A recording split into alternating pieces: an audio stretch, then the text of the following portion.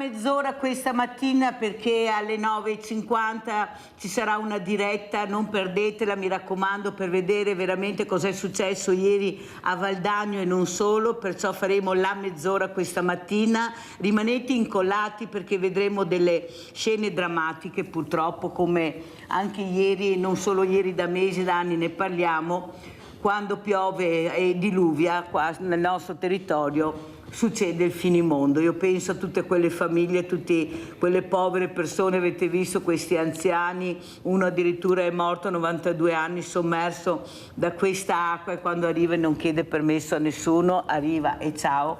E se tu non hai fatto prevenzione, ecco, adeguata, oppure non sei in uno stato possibile di salvezza, non ce n'è per nessuno. Questa è la verità. Qualcuno prenda e faccia le proprie considerazioni, ma questo è il nostro paese di una fragilità unica. Saluto i due graditissimi ospiti. Abbiamo in presenza Flavio Baldan, coordinatore 5 Stelle Venezia. Grazie Baldan. Grazie a voi per l'invito. Che rientra da un viaggio importante a Milano, ci racconterà, parleremo di economia, parleremo di aziende, di famiglie, qual è la situazione, perché ognuno ce la racconta, poi anche noi sappiamo però prendere nota nella maniera giusta. Saluto anche Alessandro Ceretta, sindaco di Arcole, provincia di Verona. Buongiorno sindaco.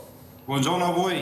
Buongiorno, parleremo un po' di tutto, sindaco, glielo dico, ma penso che lei lo sappia come funziona, si chiama Sveglia Veneti, perché forse ho avuto un sindaco che pensava parlassi solo del suo paese, invece qui a Sveglia Veneti parliamo di tutto, perché i sindaci sono non solo nel loro paese, sono in Italia e devono veramente rimboccarsi le maniche per riuscire a sopravvivere. Questa è la mia idea, a parte qualcuno che dice che è fortunato, non lo so. Beato lui. Pochi. Allora, partiamo proprio con Baldan. Allora Baldan, cosa ci racconta di questo viaggio importante dove ha ascoltato veramente esperti, persone competenti che sanno cosa vuol dire economia? Prego Baldan. Sì, guardi, è stata la kermesse la più importante d'Europa, viene fatta a Milano ogni anno, in cui ci sono gli operatori, insomma, soprattutto istituzionali, ma c'è anche politica, perché c'erano anche esponenti di questo governo, come Tremonti, Durigon e altri. Si è parlato un po' di tutto, insomma, di quella che è la situazione economica in questo momento, ovviamente considerando quello che è successo da quando è arrivata, diciamo, quando è arrivato il tempo dei dazi annunciati, poi tolti, ma insomma in varie situazioni dal Presidente Trump, e quelli che sono gli possibili sviluppi e ricadute in termini dell'economia reale. Il mantra che è uscito fuori, purtroppo, ahimè, e soprattutto ovviamente lo dico per i mercati, ma vale anche per l'economia reale, è quello che in questo momento non si capisce cosa potrà succedere, e quindi questa incertezza è la peggior cosa che ci possa essere in questo momento, perché da situazioni negative o anche momentanee pesano, ma poi in qualche modo si riesce a trovare delle soluzioni. Qui navighiamo a vista sostanzialmente. Ieri c'è stato anche un abbassamento del costo del denaro da parte della Banca Centrale Europea, ma se uno va a leggere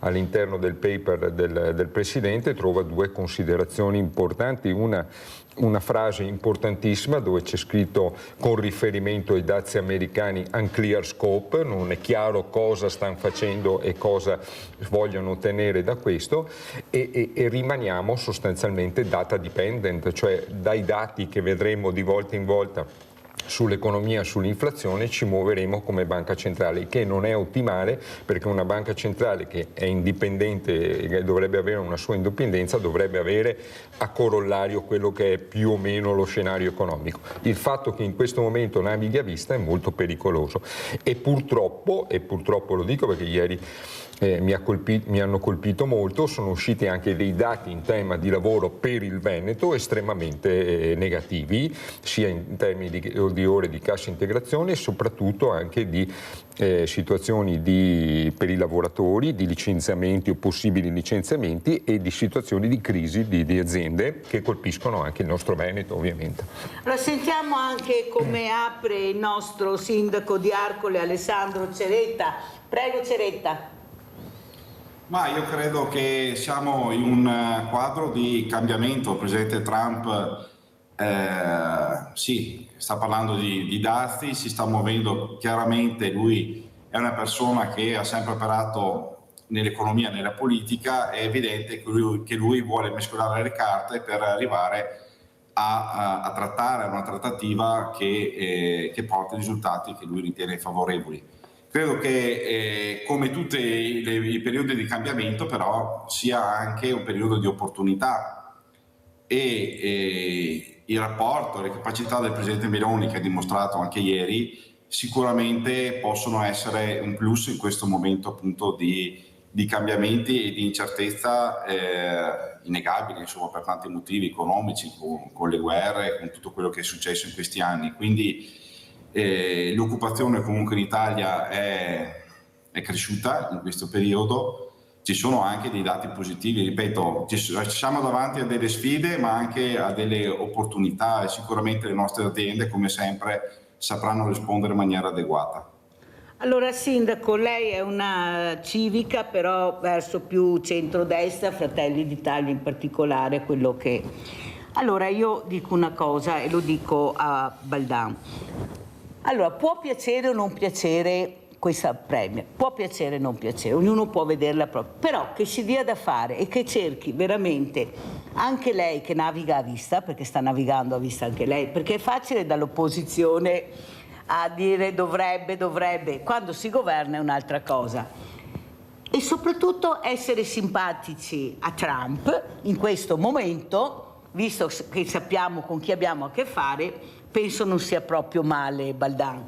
Per carità, non si sa cosa si porterà a casa, anche perché abbiamo delle terre rare particolari noi, perché abbiamo i FAS, abbiamo l'amianto. Ecco, non so se interessi tanto a Trump queste terre rare che abbiamo, però l'impegno che ci mette, questo bisogna lasciarglielo, ecco, bisogna dire la verità. Io penso che, come ha detto ieri un poeta scrittore, Fabio Panozzo, che ho avuto, Baldan, nel momento che c'è veramente un problema serio, grave del Paese, invece di pensare alla politica se è di destra, se è di sinistra, se è di centro, unire le forze per portare fuori proprio dal guado questo Paese. Ecco, io penso che l'opposizione in questo momento, se c'è qualcosa di positivo e di buono, deve unire le forze, perché noi votiamo le persone non per fare gli interessi o la politica di destra o di sinistra, ma per fare il bene del Paese. Che poi diamo il voto ai 5 Stelle, a Fratelli d'Italia, a Forza Italia, alla Lega o altri partiti è un altro discorso, però noi le persone le votiamo per fare il bene del Paese. Prego, Baldan. Ma guardi, come ci dicevamo prima nel fuori onda, trattare col presidente Trump non è semplice, perché è una persona sui generis. Non solo lui, oggi c'è anche il suo vice Vance qui in Italia, da quando è stato eletto, insomma, il governo americano è un governo sui generis, insomma, non è solo lui, ma ci sono anche tutti i suoi collaboratori, eccetera. Quindi sicuramente ieri da quel lato, insomma, è stato positivo, nel senso non è successo quello che è accaduto con Zelensky, che abbiamo visto tutto e che è stato veramente terrificante da un certo punto di vista mediatico, e quindi sotto questo aspetto. E che ci aspettassimo che portasse a casa qualcosa, assolutamente no, perché non ci sono nessuna condizione, ovvero bisognerebbe chiarire se c'è stato qualche passaggio interno per l'Italia che riguarda il discorso armi, che riguarda il discorso gas, ma più di questo non si poteva trattare. Che la palla sia in mano per quel che ci riguarda l'Unione Europea, ulteriormente questo è un dato scontato, e sul quale anche Meloni mi pare abbia confermato che le trattative saranno a livello di Unione Europea con la Presidente von der Leyen. Detto questo, però, non facciamo finta di niente. Mi lasci commentare quello che ha detto il Sindaco prima. Le nostre aziende hanno un tessuto forte, certamente noi abbiamo un tessuto di PMI importante, quasi più del 90%, però il momento è estremamente difficile e non si può far finta di questo e dire abbiamo sempre gli anticorpi, è un momento di cambiamento. È un momento di cambiamento che può essere anche estremamente negativo sotto questo aspetto, perché poi abbiamo anche una rivoluzione industriale con l'intelligenza artificiale, tante cose. Sul lato occupazione, io gliel'ho detto prima, quel 1 milione di lavoro che, io non voglio rubare, distruggere l'armonia, però quel 1 milione di posti di lavoro Purtroppo lo sappiamo bene, è un numero di lavoratori che gran parte sono precari, sostanzialmente o con salari molto bassi, non è qualitativo da questo punto, e se lei va anche a spacchettare i numeri che ha dato l'Istat, la disoccupazione giovanile, e ne sappiamo molto qui in Veneto perché abbiamo una fuga di cervelli di ragazzi importanti che sono andati via, oltre 100.000, è un dato ancora estremamente negativo, oltre il 35%, quindi non mi baserei su questi dati per in qualche modo giudicare la situazione economica del paese, che è ancora molto difficile, e purtroppo, come dicevo prima, l'incertezza regna sovrana, e da un'incertezza di questo tipo non è detto che si esca sempre in una forma positiva, perché è un cambiamento. Bisogna anche fare attenzione su questo da questo punto di vista. Abbiamo in linea Rinaldo, velocissimo, vai Rinaldo. Ciao Mirella e buongiorno a tutti gli ospiti. Buongiorno. La situazione purtroppo è non critica, ancora di più, però col signor Trump noi altri dobbiamo da ricordarci che Trump nella dito strai agli altri italiani e agli altri europei, e gli andai ai carri e il sedere. Ma le cose non mi cercano gli americani dal 48 che sfrutta gli italiani, da quando chi ne liberà, perché noi altri abbiamo le basi missilistiche su e su grappa, a Vicenza, dappertutto, va bene? E di cosa siamo io a parlare? C'è un delinquente Trump. Allora, moderati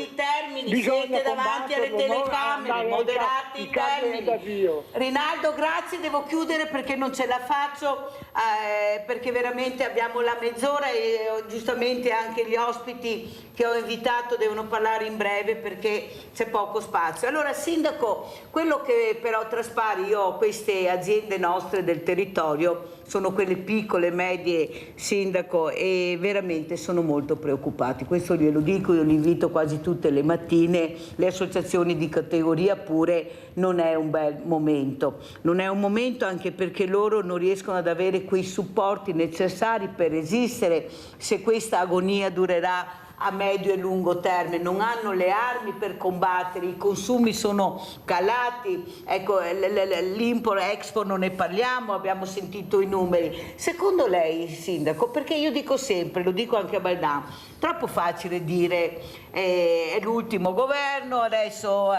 però mi sembra che questa prevenzione, Baldan, e lo dico anche, doveva essere fatta molto prima, perché questo paese si reggeva proprio su quell'imprenditoria piccola e media, pensiamo noi all'ex nord-est, ricco nord-est, fatta di artigiani, di piccole imprese che lavoravano, non riuscivano a stare in ufficio. Chi doveva invece portare avanti erano le associazioni di categoria. Adesso non so, vedo anche delle situazioni diverse, molti giovani che cercano anche di cambiare registro, ma non mi sembra che abbiano avuto il supporto. Noi siamo governati dalle banche, tutto là il grande problema. Sindaco.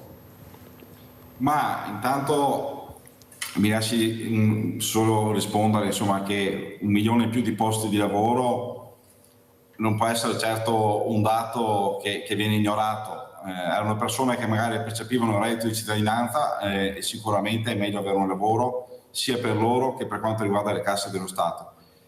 Poi le difficoltà delle famiglie è un dato di fatto che il ceto medio sta soffrendo in questi anni. Mi sembra aver capito anche che è intenzione del governo intervenire proprio a supporto delle famiglie e di questa larga fetta della popolazione, che è poi quella che deve stimolare maggiormente i consumi.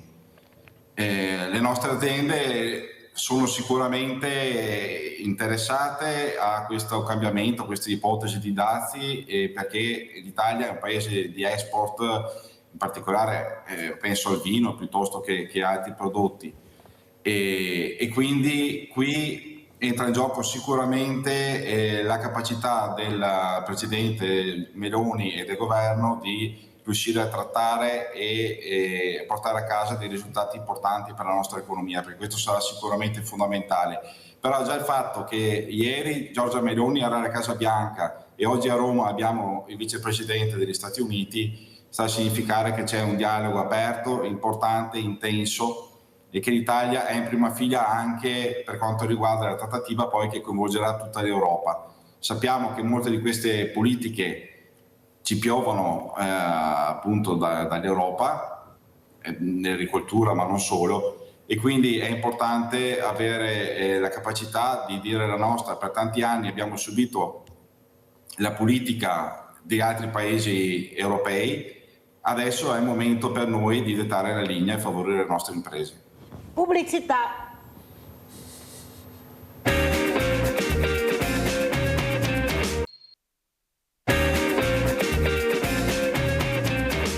Io direi adesso di sentire anche Flavio Baldan, coordinatore delle 5 Stelle di Venezia, dopo aver sentito anche il sindaco Alessandro Ceretta, sindaco di Arcole, provincia di Verona, quella che è la situazione drammatica delle famiglie che non sono sul divano veramente con le gambe per aria, ma stanno lavorando e neppure con 2 stipendi riescono a riuscire ad arrivare a fine mese. Abbiamo affitti o mutui altissimi, bollette non ne parliamo, con una speculazione qua dovrebbe intervenire la politica, incredibile, andare al lavoro con le macchine, perché mezzi di trasporto non è che siamo i primi nella graduatoria in assoluto, vediamo posti. Ieri ho avuto il sindaco del Cadore che ha detto hanno chiuso le scuole, l'asilo, non ho più la corriera perché stanno facendo i lavori per Cortina, per queste Olimpiadi. Da noi non è successo niente, siamo a 20 km, però ci impieghiamo 1 ora e mezza di strada per arrivare a Cortina, e soprattutto devo prendere la macchina e portare questi bambini a scuola o all'asilo se voglio che frequentano queste scuole. Capisce che la gente a casa, io che sono qua dico ma allora cosa c'è, che qualcosa di sbagliato c'è stato, perché noi le tasse le paghiamo, Baldan.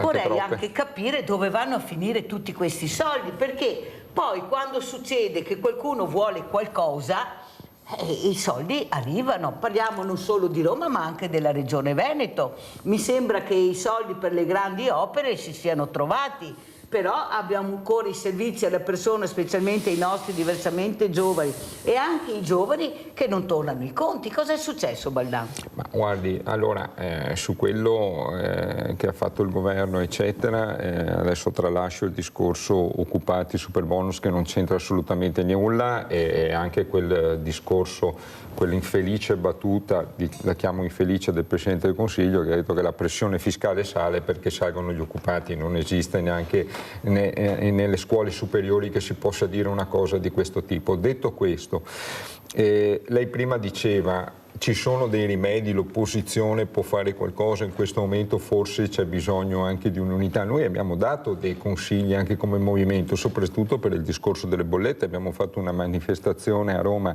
che riguardava sostanzialmente il disarmo, il piano di riarmo e la pace, ma era intrecciata anche, abbiamo sentito tante persone preoccupate del caro bollette. Delle soluzioni le abbiamo date, il governo ha deciso solamente di mettere 3 miliardi di euro e sia per i cittadini che per le imprese sono assolutamente insufficienti, e d'altronde però la pressione fiscale è salita così tanto e anche le entrate fiscali che noi pensiamo che spazio ce ne sarebbe. Poi le scelte sono di tipo politico da questo punto di vista. Leone da Trebbiasene, che veloce, grazie Leone.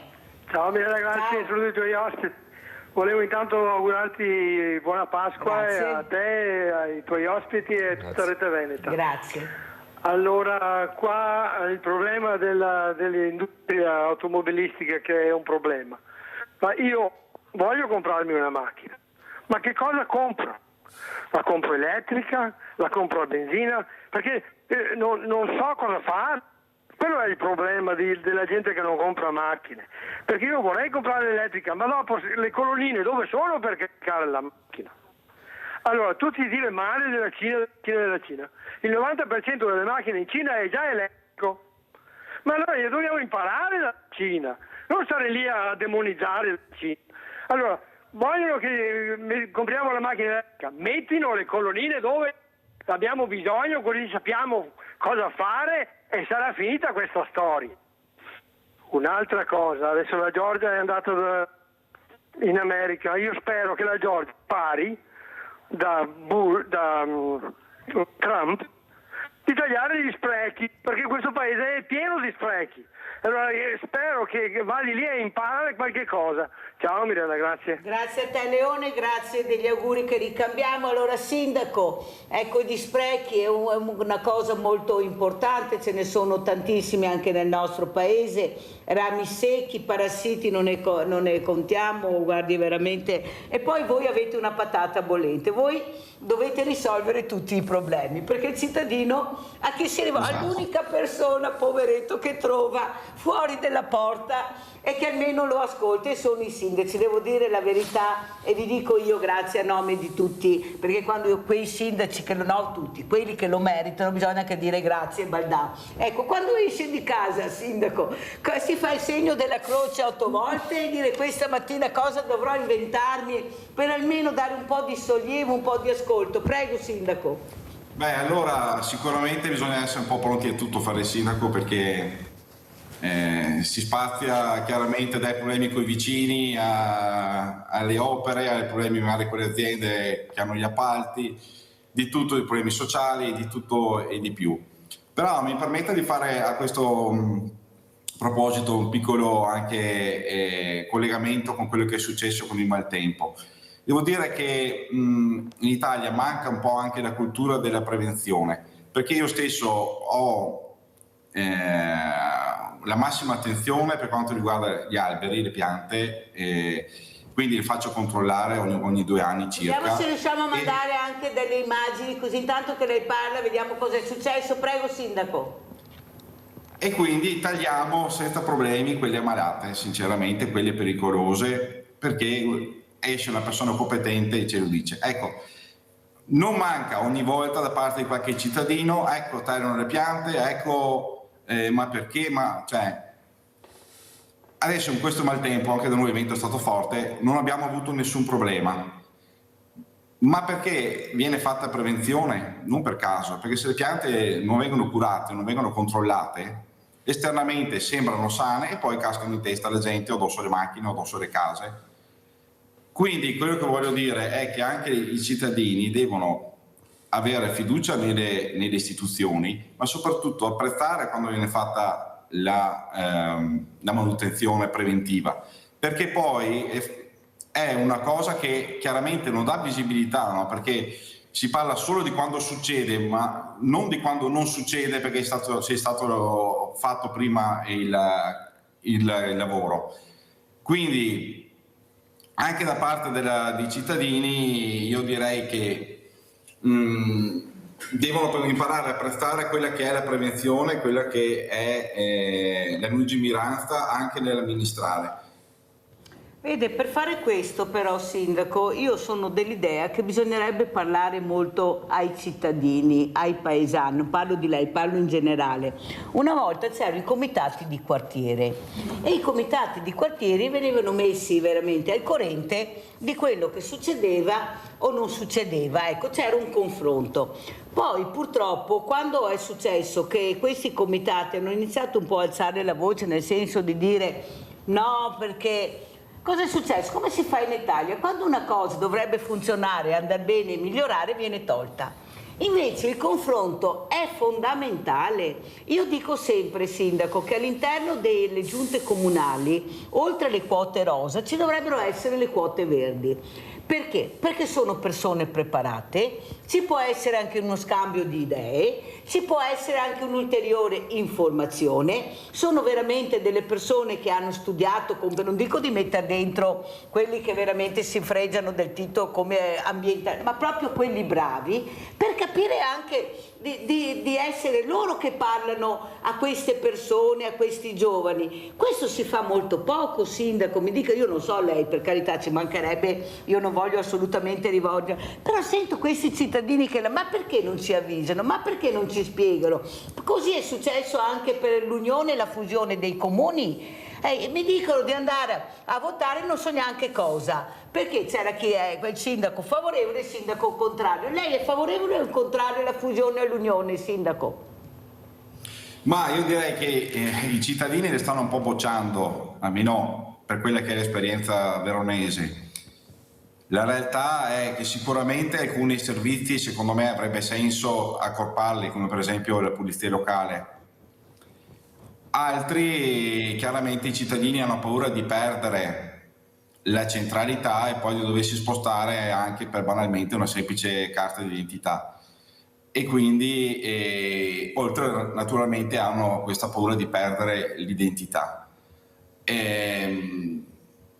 Ripeto, le esperienze che ho visto nei paesi vicini non sono andate poi a buon fine, perché probabilmente non sono state o capite bene dai cittadini, ma ripeto, c'è questa paura di perdere poi dei servizi.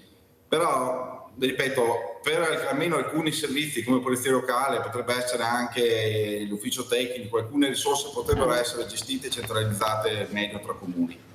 La ringrazio Sindaco, io penso che più che i cittadini di perdere la centralità sia qualche sindaco che ha paura di perdere questo, perché io sento qua, io ho sempre tanti sindaci, forse penso di essere l'unica che invita sempre i sindaci quasi tutte le mattine, se non tutte le mattine, e sento veramente da parte loro invece questa necessità di unire le forze, perché non ce la fanno più, cioè non danno sicurezza, come dice lei, non hanno le forze per resistere, prima o dopo succederà. Io sono dell'idea che succederà questo, perché sentendo loro, a parte, ripeto, qualche raro caso, sono con le spalle al muro. Lorenza da Mestre, vai Lorenza!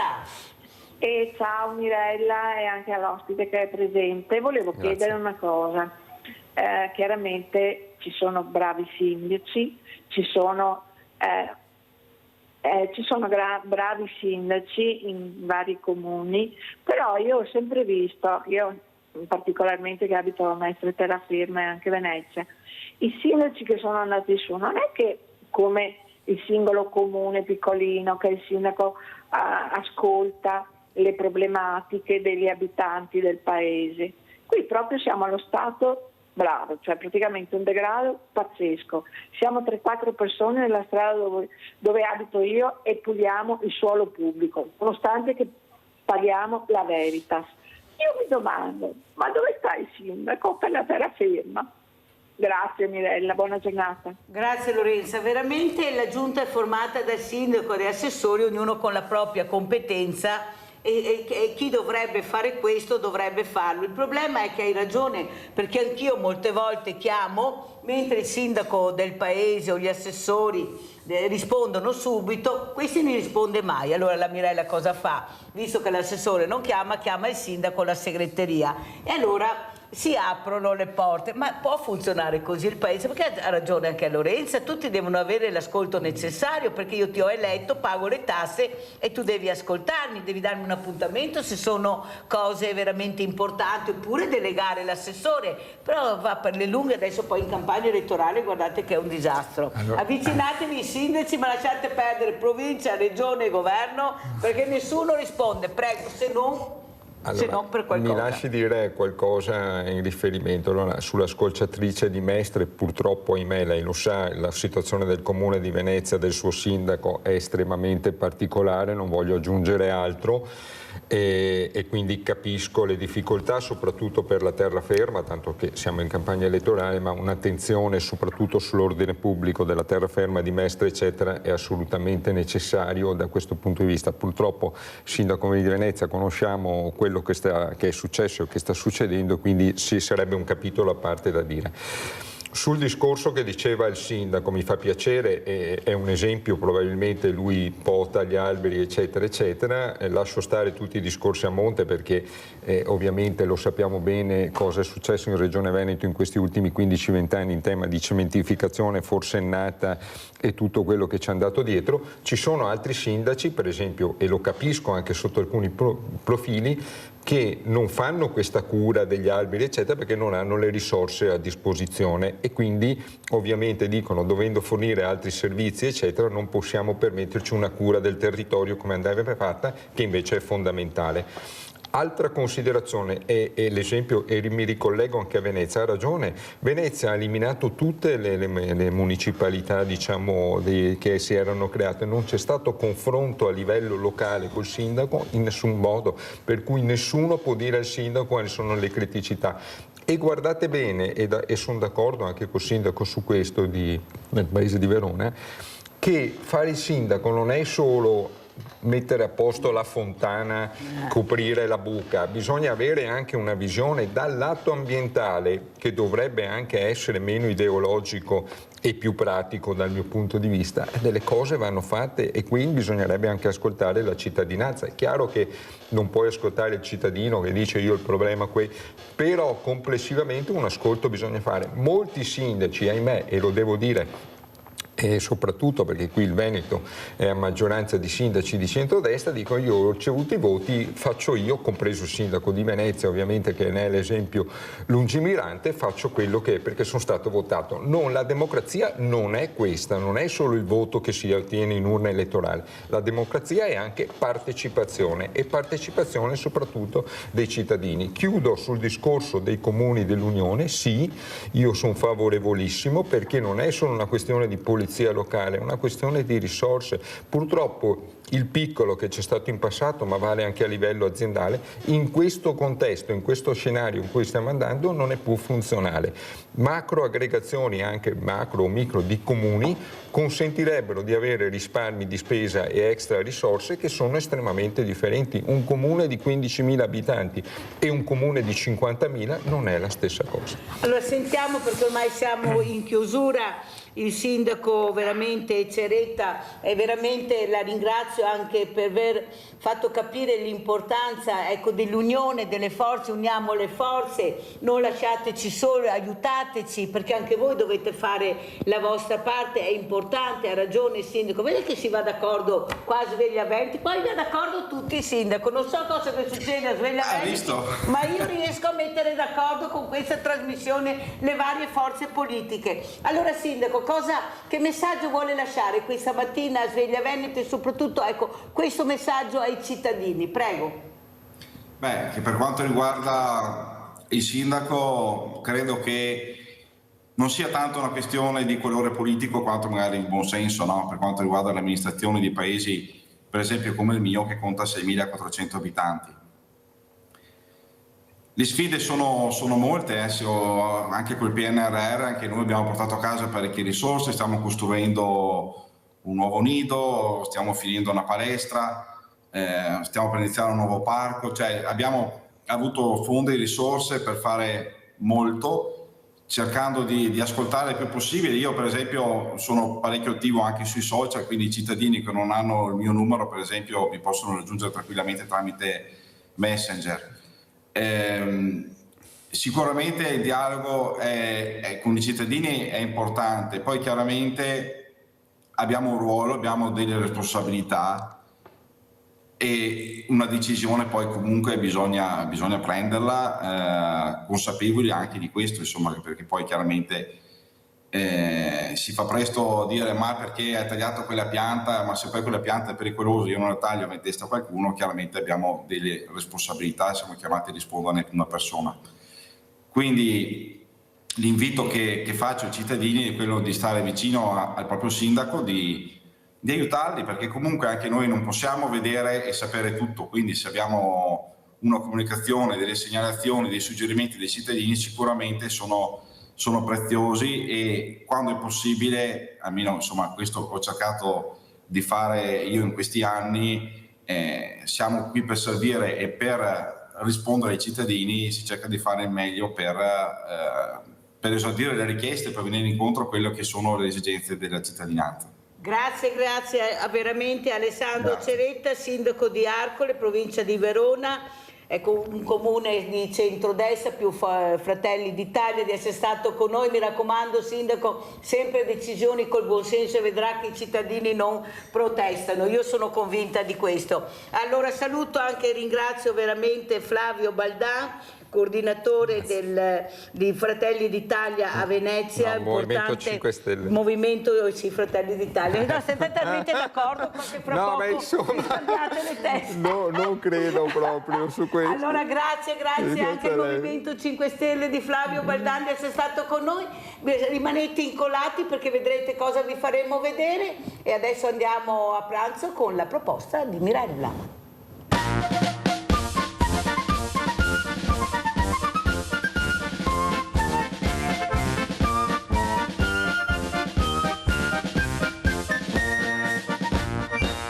Buona giornata a tutti voi.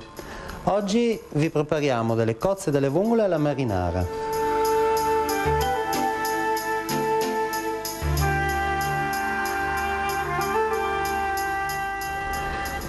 Qui, come vedete, abbiamo delle cozze delle vongole, tra cui abbiamo le vongole veraci, che, come non so se riuscite a vedere, si differenziano per il soffione che hanno,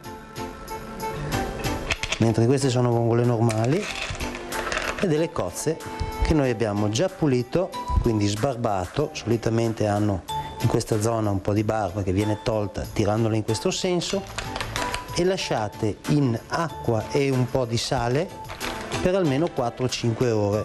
Loro si spurgano, poi vengono risciacquate 2-3 volte ed eliminate il 90% della sabbia.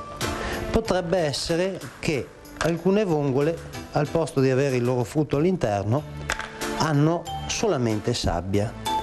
Ma noi usiamo un sistema abbastanza empirico, praticamente le prendiamo e a una le facciamo cadere sul nostro piano di lavoro e a seconda del rumore che fa scopriamo se sono piene di sabbia oppure no. Comunque in questo caso dovrebbero essere tutte a posto. Iniziamo a preparare il piatto prendendo un paio di spigoli di aglio, li affettiamo leggermente, poi andiamo a prendere la nostra padella,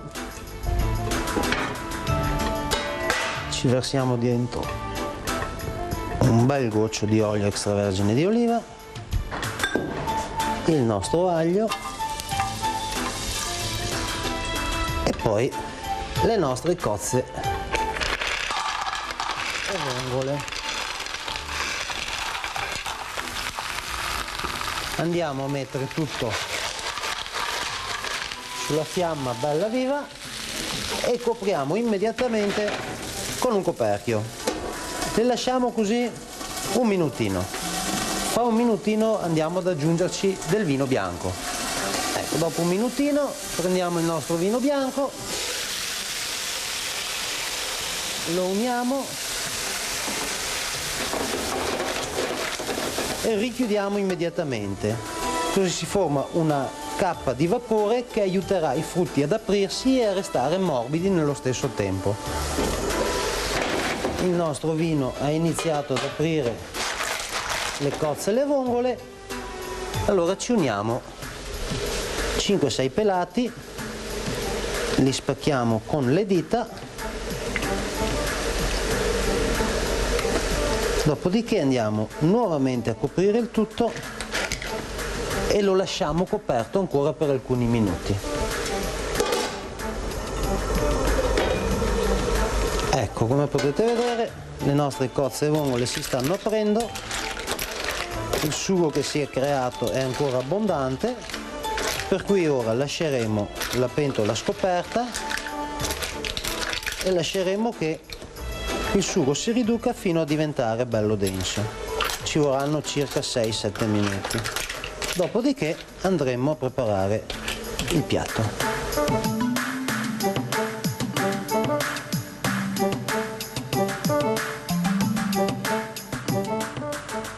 Siamo pronti, prendiamo le nostre cozze e vongole, le mettiamo in questo bel piattone fondo, un po' di sughetto che è andato a crearsi, cercando di prenderlo in superficie, perché può essere che sotto ci sia sempre ancora un po' di sabbia. Dopodiché gli diamo una bella spruzzatina di pepe,